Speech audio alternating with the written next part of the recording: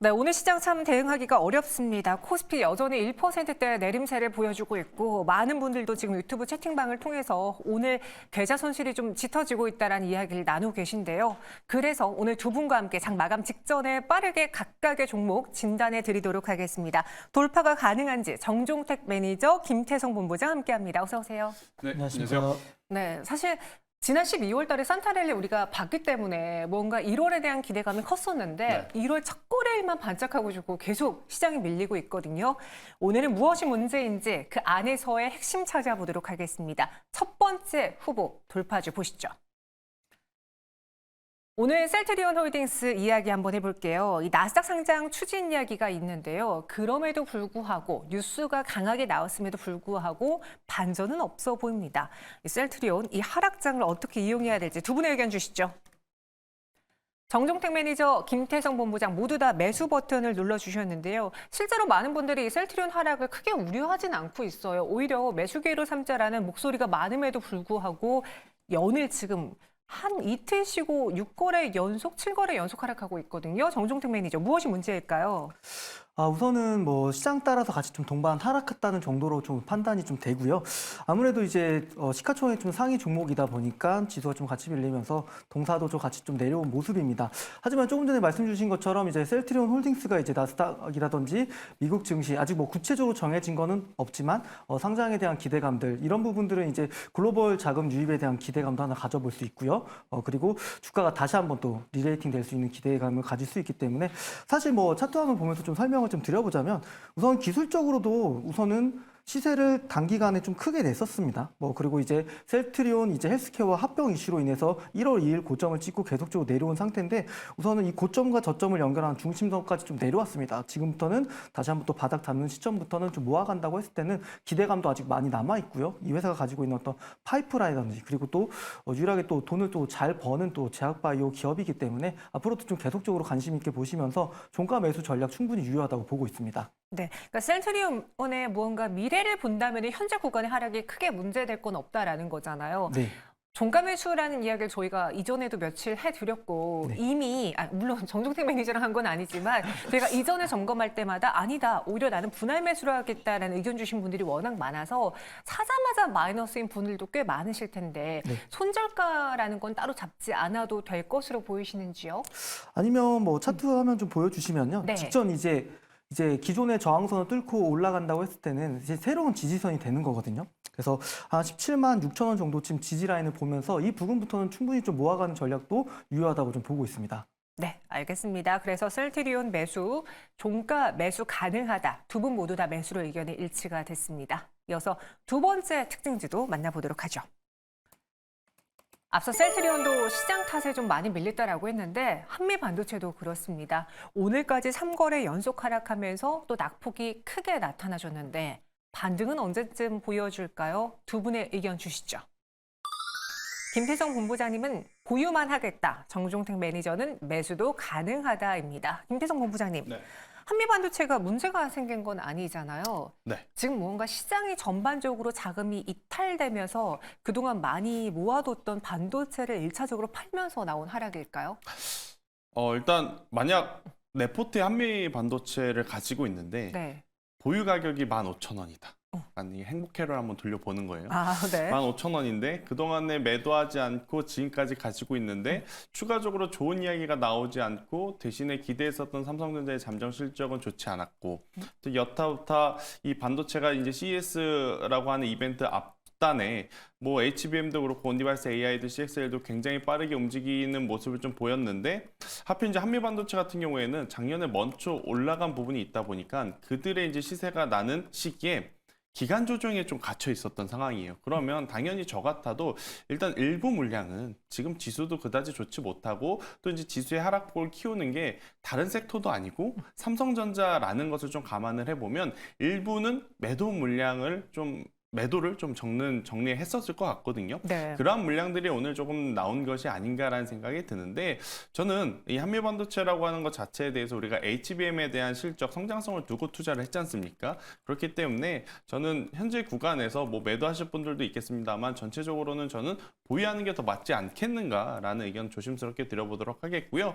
아직 올해 들어오면서 HBM에 대한 이야기는 혹은 뉴스는 한 번도 나온 것이 없다라는 생각이 듭니다. 이 뉴스가 이제 다시 나오게 된다라고 하면 저는 한미반도체를 비롯해서 뭐 HPSP, 주성 엔지니어링 최근에 이제 조정의 깊이가 고점에서 조금 나왔었던 종목군들은 다시 변동성을 좀 보일 가능성이 높지 않을까라는 의견 한번 드려보면서 한미반도체에 대해서는 현재 구간에서는 보유 의견 한번 드려보도록 하겠고요.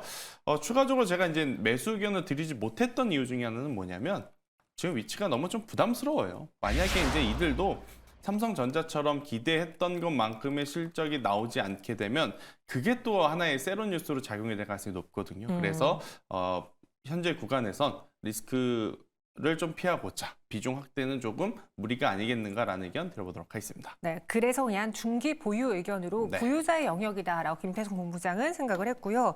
정종택 매니저는 매수도 가능하다라고 했는데 사실 저희가 이 매수도 가능하고 대안주를 주셔도 됩니다라고 사전에 이야기 드렸는데 네. 대안주 말고 한미반도체를 이야기하신 거잖아요. 네, 우선 저는 이제 조정 시 매수라고 좀 얘기를 드렸고 네. 조금 전에 말씀 주신 것처럼 굉장히 오랫동안 좀 횡보를 했습니다. 그러면서 낙폭을 키우는 건 사실 좋은 징조는 아니거든요. 네. 기술적인 테크니컬 움직임을 얘기를 좀 드려보자면요. 그렇기 때문에 저는 조금 전에 말씀 주신 것처럼 실적 시즌이 되게 되면 다시 한번 또 주가는 휘청일 수 있습니다. 왜냐하면 한미반도체에 대한 지난번 좀 실적 3분기 실적 부진이 있었고요. 그 뒤로 주가는 직전 고점을 돌파하지 못하고 오랜 기간 동안 좀 횡보를 하고 있고 오히려 오늘 낙폭을 좀 더 키운 모습이었고요. 다행히도 이제 직전 저점은 좀 지지를 받는 모습이었습니다. 한 차례 좀 실적에 대한 노이즈가 나오고 나서요. 이제 1분기 실적에 대한 기대감을 보면서 좀 관심 가져야 되는 기업이지 않을까라고 보고 있습니다. 그래서 저는 좀 조정 시 매수 얘기 드리겠습니다. 네, 그래서 한미반도체는 조정시 매수.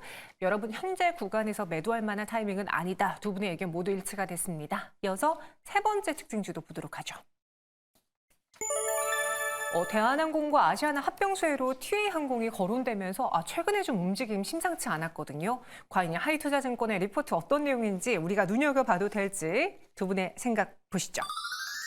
정종택 매니저, 김태성 매니저 모두 다 매수인데 실제로 최근에 그 LCC주에 대한 의견들이 좀 좋았어요. 실적이 많이 개선되고 있다면서 오히려 대형 비행사보다는 항공사보다는 LCC를 의견 주시는 분들이 많은데 그쪽에서 TA항공이 더 눈에 띕니까? 아니면 정말로 찐 이 대한항공, 아시아나항공의 수혜로 꼽으신 겁니까? 둘 다 저는 가능성이 있다. 가능성이 있을 것 같은데 네. 사실 대한항공과 아시아나 합병은 빈 껍데기만 지금 남은 상황이다라고 저는 표현을 드리고 싶어요.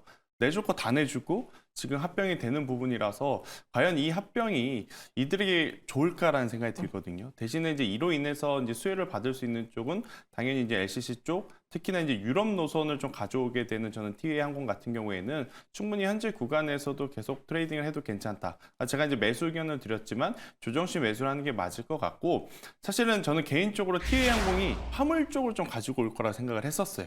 왜냐하면 그동안의 LCC 중에 그나마 코로나 때 화물을 한번 했었던 쪽이 이제 TA였기 때문에 그런데 생각과는 조금 다르게 오히려 유럽 노선을 TA가 이제 갖고 왔고 화물 쪽을 이제 제주항공이 좀 갖고 가는 이제 모습들이 좀 나오고 또 이제 제주항공과 TA를 제외한 나머지 항공사들은 또 어떤 이슈가 있냐면 그들끼리 또 LCC 합병한다라는 좀 이슈가 있다 보니까 좋은 뉴스가 어느 쪽에서 더 많이 나올까라고 고려를 해보면 저는 LCC 쪽이 당연히 더 많이 나올 수 있다. 이제 그 중에서 TA항공 같은 경우에는 지금 현재 실적도 굉장히 양호한데 여기에 이제 성수기로 지금 가고 있는 시기 여기에 유럽 노선까지 이제 장거리 노선까지 확보를 이제 하는 부분이거든요. 그렇다라고 하면 저는 충분히 더 좋은 성과를 좀 낼 수 있지 않겠는가. 다만 부담은 두 가지가 있습니다. 지금 지정학적 리스크에 따라서 아직까지는 유가가 막 오르진 않았어요. 그런데 이게 언제 또 도화선이 돼서 유가가 오를지 모른다라는 이제 부담감. 그렇죠. 두 번째 또 환율을 저희가 뭐 심도 있게 체크를 해야 되는 상황은 아니나 이 비행사들이 비행기를 제 돈 주고 사는 게 아닙니다. 아마 시청자분들도 다 아실 텐데 비행기를 빌리죠. 그걸 원화로 결제를 하는 것이 아니라 이제 달러로 결제를 하는데 그에 따라서 분기별로 좀 나가는 지출액에 따른 변동성도 있어서 이 부분은 좀 고려를 해봐야 되기에 높은 가격보다는 조금 낮을 때 한번 모아가는 전략이 낫지 않겠는가라는 이야기까지 들어보도록 하겠습니다. 조정 시 매수 의견이고요. 네. 정주택 매니저 좀 차트 분석도 해보고 싶은데 최근에 네. 기관의 연일 러브콜 속에 주가가 꾸준히 올라줬고 한 달 동안 그러니까 1월 들어서 저희 수직으로 올랐어요. 네, 네, 맞습니다. 이전 고점까지 회복을 한 것 같은데 여기서도 매수가 가능하다면 좀 눈높이를 높여봐도 되겠습니까? 아니면은 이 흐름 타서 단기로 수익 내고 나올까요? 저는 단기적인 접근이 좀 맞다고 좀 생각이 들고 있습니다. 우선 좀 차트화면 보면서 좀 설명드리면 네. 이제 직전 박스권을 돌파하면서 시세가 굉장히 좀 크게 많이 났습니다. 어떻게 보면은 이 밑에 있는 저점 가격 대비해서 꽤나 많이 올라온 상태이기 때문에 주가적인 측면에서는 부담스러운 부분이 분명하게 좀 있고요. 그리고 이제 실적에 대한 부분들도 보자고 했을 때는 이 회사 같은 경우에는 뭐 티웨이 항공이나 뭐 제주항공, LCC 회사들이 마찬가지입니다. 작년이 이제 실적 피크치를 찍고 계속적으로 좀 밀리는 모습들이기 때문에 기술적인 이제 단기적인 한 번 더 위로 올라갈 수 있는 파동을 노리는 전략만 좀 유효하다고 좀 얘기를 드리겠고요. 아무래도 이제 실적이 좀 역성장하는 부분들 우려도 있기 때문에 이런 부분을 같이 보시면서 접근해야 되는 게 이 항공 특히 이제 LCC 관련 기업이라고 보시면 되겠습니다. 네, 그래서 단기로만 수익을 내고 나오겠다. 매수지만 종가 매수지만 너무 길게 보지는 않을 것 같다. 의견 주셨습니다. 티웨이 항공은 두 분의 러브콜 모두 받았고요. 다음 종목 보시죠. 빅텍이에요. 앞서 오늘 시장 하락 원인 지정학적 리스크라고 했는데 그 빅텍은 반대로 수혜를 보면서 오르고 있습니다. 반짝 상승일까요? 아니면 지금 믿을 건 빅텍뿐일까요? 두 분의 생각은? 보유와 매도로 나뉘어졌네요. 정종택 매니저님, 지금 유튜브 채팅방에서 많은 분들이 내일장도 개파락할 것 같다고, 그러니까 투자 심리가 급격히 위축된 모습이 저희 실시간 채팅방에서도 보이거든요. 네. 이럴 때는 아무리 좋다고 해도 뭐 삼성전자라던가 한미반도체 쉽사리 손이 안 나가잖아요. 네, 맞습니다. 빅텍에 한번 걸어봐도 괜찮겠습니까? 우선 이제 저는 보유자분들의 영역이라고 생각하고요. 네. 아무래도 저는 이제 항상 뭐 실적이라는 측면을 좀 중요하게 보는데요. 만약에 이런 뭐 무기류 그리고 방산 관련주들을 좀 접근한다고 했을 때는 기술적으로 접근하는 게 좋을 것 같고요. 그게 아니라고 한다면 좀 실적이 좀 뒷받침되는 기업들 좀 보시는 게 좋을 것 같고 차라리 이제 저는 이제 빅텍은 좀 보유하신 분들의 영역이라고 좀 얘기를 드리겠지만 그래도 좀 숫자 좀 넘버스도 좀 나오면서 기대감 가질 수 있는 기업이 하나 있는데 한일 단조라는 기업도 한번 관심 있게 보셔도 좋지 않을까라고 좀 얘기를 좀 드리도록 하겠습니다. 이 기업 같은 경우는 물론 최근에 이런 어떤 지정학적 리스크로 인해서 주가가 좀 강하게 올라가긴 했지만 실적에 대한 기대감도 좀 같이 가져갈 수 있는 기업이라서 뭐 빅텍은 이제 보유자분들 단기간에 시세도 많이 났기 때문에 조정도 충분히 나올 수 있는 자리입니다. 그래서 조금 더 한 번 또 상승 파동이 나올 때는 반드시 좀 매도하는 게 좋을 것 같고요. 상대적으로 매력적인 기업은 이제 한일 단조라는 기업도 있으니까 참고해 보시면 되겠습니다. 단기 보유로 빅텍, 보유자들의 영역이고 한일 단조를 오히려 또 대안주로 이야기를 해주셨습니다. 김태성 본부장님은 수익을 챙기고 가겠다라는 건데 네. 저도 항상 그런 거 있어요. 무언가 시장이 하락할 가능성이 있으니까 인버스라던가 혹은 인버스 역할을 해주는 종목을 하나 정도 갖고 있어야 좀 안심이 된다. 그렇죠. 그래서 이제 빅텍을 포함한 그런 테마주들을 하나씩 갖고 있고 싶은데 네.